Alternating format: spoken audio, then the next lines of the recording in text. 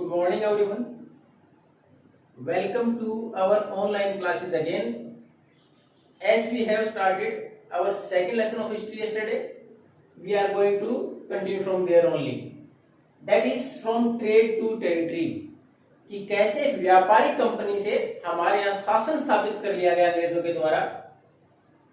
Establish power इसमें हालांकि नीचे नाम अलग दे रखा है कि ट्रेड टू टेरिटरी. उसके बाद how they establish power in India, किस प्रकार उन्होंने अपना शासन या सत्ता स्थापित कर ली और रूल्ड ओवर अराउंड 200 ईयर्स, लगभग 200 साल के आसपास उन्होंने हमारे पर शासन किया. अब तक हमने पढ़ा था किस प्रकार उन्होंने व्यापार की मंजूरी ली थी अप टू 1707 और up to the rule of Aurangzeb. Mughal empire was strong enough but after the death of Aurangzeb under the latter Mughals, हालांकि उसने ये वर्ड नहीं आया है, 7th क्लास में था कि जब लेटर मुगल्स यानी 1707 के बाद जो मुगल शासक बने, मैंने एग्जांपल भी दिया, चाहे फारूक शियार है, चाहे शाह आलम रहा हो, आलमगीर रहे हो, तो बहादुर शाह जफर रहे हो जो अंतिम शासक थे, तो इनके अंतर्गत ज्यादा शासन मजबूत नहीं था. छोटे छोटे नए राज्य बन गए थे, उन्होंने अपनी इंडिपेंडेंस घोषित कर दी थी. तो उसके बाद इनके लिए व्यापार को बढ़ाना और छोटे राज्यों को कब्जे में करना ज्यादा मुश्किल नहीं था. अब इन्होंने ट्रेड के दौरान जो इनको परमिशन मिलती थी, जैसे एक एग्जांपल लें कि एक फरमान के द्वारा औरंगजेब ने इनको मंजूरी दी थी ड्यूटी फ्री ट्रेड की, लेकिन किसको दी थी? कंपनी को, इंडिविजुअल ऑफिसर को नहीं. कि कंपनी को छूट थी को व्यापार के लिए उस पर कोई टैक्स नहीं लगेगा, लेकिन जो इंडिविजुअल मर्चेंट है वो अपना खुद का व्यापार व्यक्तिगत भी करना शुरू कर दिया, कंपनी के नाम पर भी वो टैक्स देना बंद कर दिया. रेवेन्यू का नुकसान हुआ क्योंकि टैक्स नहीं मिलेगा तो पैसा कहां से आएगा राजा के पास. तो how trade led to burden, so यही जो ट्रेड है, इस प्रकार का trade, illegal trade, manipulated trade, यानी जो शर्तें बताएगी उसको मैनिपुलेट करके बताना कि नहीं हमें तो ऐसे आदेश मिले हैं, ऐसी छूट मिली है, उसने किस प्रकार युद्ध की शुरुआत कर दी. अब इसका हम पढ़ेंगे 1707 हमने पढ़ाई. उसके बाद जैसे ही मुगल शासन कमजोर हुआ तो बंगाल में जो नवाब थे उन्होंने अपने आप को स्वतंत्र इंडिपेंडेंट डिक्लेयर कर दिया. इनमें पहले मुर्शिद कुली खान, उसके बाद अलीवर्दी खान और अल्टीमेटली सिराजुद्दौला. तो ये बंगाल के नवाब तीनों ही मजबूत न रहे, तीनों ही मजबूत शासक थे नवाब में. तीनों ने ही ब्रिटिश सरकार या ब्रिटिश कंपनी जो थी, सरकार तो बाद में उन्होंने शासन लिया, लेकिन ब्रिटिश कंपनी थी, उसके खिलाफ जो चीजें वो इलीगल तरीके से कर रहे थे, रेवेन्यू का जो लॉस पहुंचा रहे थे, उसके खिलाफ उन्होंने आवाज उठाई और कंपनी को बोला कि आप ये जो इलीगल काम कर रहे हैं, ड्यूटी फ्री जो टैक्स जो आपको छूट दी उसको खत्म कर दिया जाए, कि आप हमें धोखा दे रहे हैं, हमारे रेवेन्यू को नुकसान पहुंचा रहे हैं. तो इस वजह से सिराजुद्दौला ने जब अलीवर्दी खान की डेथ के बाद, यानी मुर्शिद कुली खान ने शासन स्थापित किया, उसके बाद अलीवर्दी खान, और 1756 में सिराजुद्दौला, ये 1756 में शासक बने अलीवर्दी खान की डेथ के बाद. इन्होंने अंग्रेजों से मांग की कि स्टॉप इंटरफेरेंस इन अवर पॉलिटिकल अफेयर्स, कि हमारा शासन कैसे चल रहा है उसमें कोई पॉलिटिकल इंटरफेरेंस नहीं होना चाहिए कंपनी के द्वारा. उसके साथ साथ जो देखा था हमने, उनको जो जगह प्रोवाइड कराई गई थी व्यापार के लिए, टू एस्टेब्लिश फैक्ट्री, अपनी फैक्ट्री स्थापित करें, उन्होंने फोर्टिफिकेशन स्टार्ट कर दिया, बड़े बड़े किले बनाने शुरू कर दिए थे. उसके लिए भी सिराजुद्दौला ने उनको मना कर दिया कि आप ये किलाबंदी नहीं करेंगे. उसके साथ साथ जो रेवेन्यू के लिए इस प्रकार नुकसान पहुंचा रहे थे, जो टैक्सेस वो नहीं पे कर रहे थे, उसके लिए भी उन्होंने बोला कि आप अब रेवेन्यू पे करें, यानी शासन को टैक्स दें. अब जब कंपनी से नाराज हुई तो उन्होंने क्या किया, जो उनके खिलाफ सिराजुद्दौला के, उनको पद पर ले जाने का प्रयास किया, षड्यंत्र था इस प्रकार का. उससे सिराजुद्दौला नाराज हुए और उन्होंने 30,000 सैनिकों के साथ जो फैक्ट्री उन्होंने कासिम बाजार में लगा रखी थी, जो एस्टेब्लिशमेंट उन्होंने व्यापार के लिए अंग्रेजों ने कासिम बाजार में लगा रखी थी, उसके ऊपर आक्रमण कर दिया. फैक्ट्री को अपने कब्जे में ले लिया गया, सीज कर दिया गया. ब्रिटिश अधिकारी थे उनको कैप्चर कर लिया गया, बंदी बना लिया गया. उसके साथ साथ जितनी भी उन्होंने सेना के तौर पर जो सैनिक रखे हुए थे, डिसआर्म्ड, उनकी जो हथियार थे वो ले लिए गए, और उनके जो शिप थे उनको ब्लॉकेज, उनको बंद कर दिया गया, जो पानी की जहाज से व्यापार करते थे. अब उसके बाद कासिम बाजार से सिराजुद्दौला ने कहा मुंह किया कलकत्ता की तरफ, जो उनके पास हुगली रिवर आपने पहले पढ़ा था, इन्होंने एस्टेब्लिशमेंट की थी. अपने व्यापार के लिए। तो अब वो जब कलकत्ता की तरफ मूव किया तो उसके बाद ब्रिटिश गवर्नमेंट और कंपनी की तरफ से, ब्रिटिश ईस्ट इंडिया कंपनी की तरफ से रॉबर्ट क्लाइव को रिस्पॉन्सिबिलिटी दी गई कि इस इश्यू को हैंडल करें। वो एक लंबी बातचीत के लिए प्रोलॉन्ग्ड डिस्कशन वाज देयर। तो सिराजुद्दौला के साथ लंबी बातचीत हुई लेकिन वो कन्विंस नहीं हुए। आफ्टर लॉन्ग डिस्कशन और negotiation he was not convinced, then he declared war. Company ने किसके नेतृत्व में, under the leadership of Robert Clive, Sirajuddaula के खिलाफ युद्ध की घोषणा कर दी। And Sirajuddaula was defeated, Sirajuddaula को हरा दिया गया 1757 में। असैसिनेटेड, उसकी हत्या कर दी गई। उसकी हार का मुख्य कारण क्या था?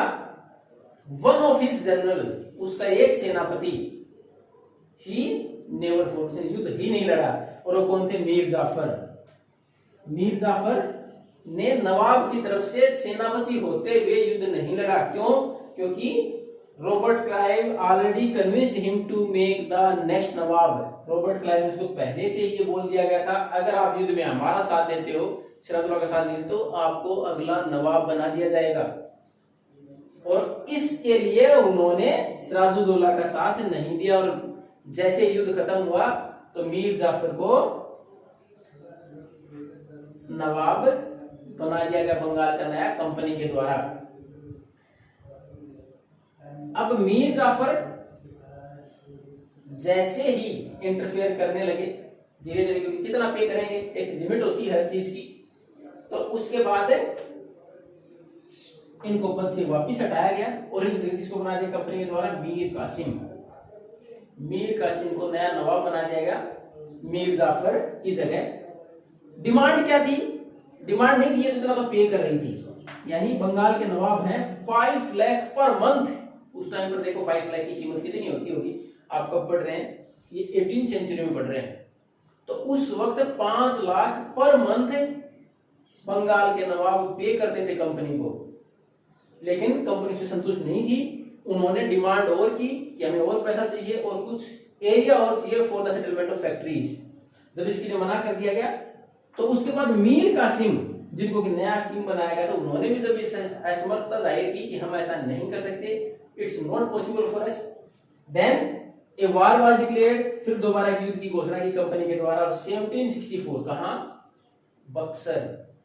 बक्सर में युद्ध में मीर कासिम को हराया गया और फिर मीर जाफर को वापस पद दे दिया गया, मीर जाफर को वापस नवाब बना दिया गया। अब कंपनी को लगने लगा कि इट्स नॉट इजी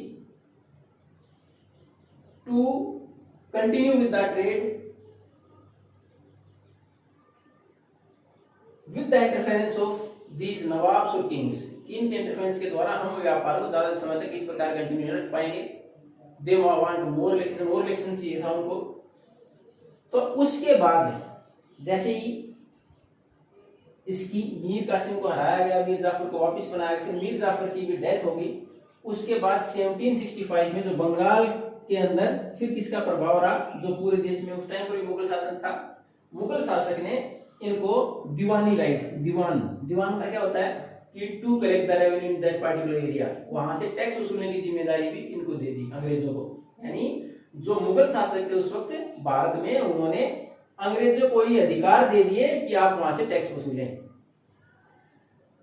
तो उसके बाद इनके लिए बहुत बड़ी प्रॉब्लम सोल्व हो गई। द ब्रिटिशर्स और the British company a big problem was solve. क्या सोल्व होगी कि इससे पहले उनको व्यापार के लिए ब्रिटेन से सिल्वर और गोल्ड भी पे करना होता था हमारे यहाँ कोई सामान खरीदने के लिए। अब इनके लिए आसान क्या होगा, यहीं से टैक्स वसूलें, उसी पैसे से सामान खरीदें और अपने यहाँ ले जाएं। सारे एक्सपेंसेस, पहले तो प्लासी युद्ध के बाद ही इनको बहुत सारी छूट मिल गई थी, इतने सारे पैसे इकट्ठे मिलते थे। लेकिन इसके बाद तो पूरा खर्चा भारत से ही, वहां से कुछ नहीं लेके आना होता। उसके बाद पूरा खर्चा भारत से ही कंप्लीट करते, यानी हमारे यहाँ से टैक्स वसूलते, उसी पैसे से सामान खरीदते, फिर अपने देश में ले जाके बेचते। यानी एक बड़ा प्रॉफिट कमाया गया कंपनी के द्वारा। अब उसमें केवल ये कंपनी की ही नहीं थी, इसमें एक और एस्पेक्ट था। कंपनी के जो ऑफिसर्स थे उन्होंने भी बहुत पैसा कमाया। अब इसका एग्जांपल, जिस व्यक्ति को, ये देखिए रॉबर्ट क्लाइव, जिसको जिम्मेदारी की थी जब सिराजुद्दौला के खिलाफ प्लासी का युद्ध लड़ा गया उस टाइम पर उनका एक एग्जाम्पल दे रखा आपकी बुक में, उसमें देखो कंपनी ऑफ सेल्स उन्होंने भी सोचा कि हम भी ये वर्ड नवाब यानी नवाब का एंग्लिसिस्ट रूप यानी अंग्रेजों के अनुसार भाषा के अनुसार वहां नवाब को बोलने का प्रोनाउंसिएशन का तरीका है नवाब, तो ये भी चाहते थे हम भी नवाब जैसा जीवन जिए, हमें भी इस प्रकार की छूट मिले। तो इसमें दे रखा है रॉबर्ट क्लाइव ने हमारे यहाँ बहुत ज्यादा प्रॉपर्टी इकट्ठी की और रॉबर्ट क्लाइव को रिस्पॉन्सिबिलिटी क्या दी गई जब उसको नवाब बनाया गया था। वो 1743 में भारत आए थे, 1767 में वो वहां से भारत से वापस गए थे और बैटल ऑफ बक्सर के टाइम पर उनको गवर्नर डिक्लेयर कर दिया गया था। बैटल ऑफ बक्सर के टाइम 1764 के बाद उनको 1765 में बंगाल का गवर्नर बना दिया गया था। तो इन्होंने इतने समय के दौरान इतना ज्यादा पैसा अर्जित किया, उसके बाद when he return to Britain, जब वो ब्रिटेन में वापस गए 1772 में, तो 1767 में, उसके बाद 1772 में उनके खिलाफ एक केस चलाया गया, asked from where he earned such wealth और मनी, इतना पैसा आपने कमाया कहां से। हालांकि उनको 1772 में उस केस में बरी कर दिया गया, लेकिन 1774 में उन्होंने सुसाइड कर लिया। अब कभी भी कंपनी ने कभी ऐसा प्रयास नहीं किया डायरेक्ट मिलिट्री कंट्रोल किया जाए किसी भी एरिया में। उन्होंने व्यापार बढ़ाने के लिए सबसे पहले कौन सा तरीका अपनाया, पॉलिटिकल की राजनीति में हस्तक्षेप करें और प्रिविलेज छूट मांग लें, उसके बाद इकोनॉमिक की रेवेन्यू का और कलेक्शन ले लें, उसके बाद जितना भी उन्होंने डिप्लोमेटिक की किसी प्रकार से कूटनीतिक तौर पर बात करके व्यापार बढ़ाया जाए। डायरेक्ट उन्होंने कभी भी मिलिट्री अटैक करने का प्रयास नहीं किया। 1757 से 1857 के बीच में हर बार उन्होंने दे अवॉइड डायरेक्ट मिलिट्री अटैक, सीधा आक्रमण करना उन्होंने अवॉइड ही किया। लेकिन जब उनको लगने लगा ये मुश्किल है थोड़ा सा, तो उन्होंने धीरे धीरे इंटरफेरेंस ज्यादा बढ़ा दिया। इसमें देखो एक वर्ड है रेजिडेंट, उन्होंने क्या किया, हर शासन में हर किंगडम में एक रेजिडेंट भेज दिया अपनी तरफ से, एक अधिकारी को भेज दिया। And he was working as a ruler, और एक रूलर के तौर पर ही काम करता हो। अगर वहां का शासक अंग्रेजों की मर्जी के अनुसार, कंपनी की मर्जी के अनुसार काम करता तो ठीक, otherwise interfered by this resident, तो ये उसके अंदर व्यवधान डालता, यहां तक कि ये डिसाइड करता who will be the next successor, कि अगला शासक भी कौन होगा, ये भी यही इंटरफेयर करता। और दूसरा तरीका जो अपनाया इन्होंने वो कौन सा अपनाया, सब्सिडरी अलायंस। सब्सिडरी अलायंस क्या था, इसके अनुसार जो डिफरेंट किंगडम्स, डिफरेंट किंग्स थे भारत में, उनको कन्विंस किया गया कि वो सब्सिडी अलायंस के तहत कोई भी अपनी अलग से सेना नहीं रखेंगे, यानी राजा की इनकी खुद की सेना नहीं होगी। They will be protected by the army of company, company की सेना उनका प्रोटेक्शन करेगी, बट दे हैव टू पे ह्यूज अमाउंट फॉर दैट, उसके लिए बहुत सारा पैसा इनको देना होगा। इनको फोर्स किया गया सब्सिडी अलायंस में आने के लिए, और इसका परिणाम क्या निकला कि अवध का जो नवाब था उसको 1801 में अपना आधा एरिया अंग्रेज कंपनी को देना पड़ा, क्योंकि वो उतना पैसा पे नहीं कर पाए। And this also happened to the Nizam of Hyderabad, Hyderabad के निजाम के साथ भी हुआ, उसको भी बहुत सारे एरिया अपने कंपनी को देने पड़े रेवेन्यू कलेक्शन के लिए। तो ये तो हमारे यहाँ पूरी व्यवस्था थी, क्यों युद्ध लड़ने पड़े और युद्ध के बाद किस प्रकार की परिस्थितियां इन्होंने बनाई। डायरेक्ट युद्ध से उन्होंने फिर भी प्रयास किया युद्ध से बाहर आने का, लेकिन उन्होंने इस प्रकार की कंडीशंस क्रिएट कर दी कि उन राजाओं के लिए सर्वाइवल मुश्किल हो जाए, और ultimately they have to for the war. For further conditions कि how they create the situation of empire in India, किस प्रकार एक साम्राज्य स्थापित करने की कंडीशंस इन्होंने क्रिएट कर दी। We are going to continue in the next class. Thank you and have a nice day.